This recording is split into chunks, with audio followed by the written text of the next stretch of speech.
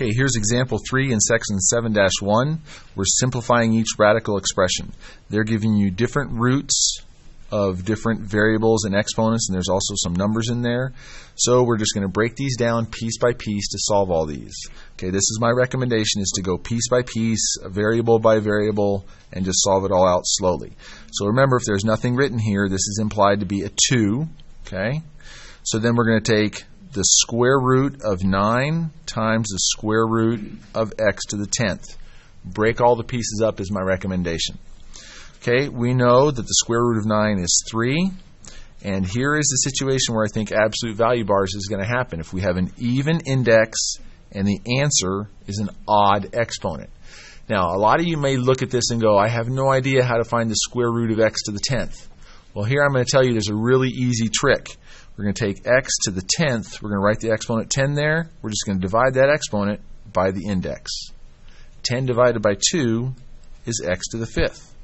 We know that's true because x to the 5th times x to the 5th, what is that? Like bases add exponents, this equals x to the 10th, right? But this is the situation where we have an even index, but the answer is an odd exponent. We have to put that in absolute value bars, and that's going to be our answer for letter A. Okay? Let's use that same trick over here for letter B. We have just variables and exponents, so we can kind of say a to the 3rd. Let's divide that one by 3 and divide that one by 3. Each of these equals 1, so the answer just jumps out to be A and B. Now, do we need absolute value bars for this? The answer is no, because the index is odd. So AB is going to be the answer on that one. Okay? So we have just an x and a y with an exponent. Let's see, x to the 16 over 4 and y to the 4 over 4. Okay, 16 over 4 is x to the 4th.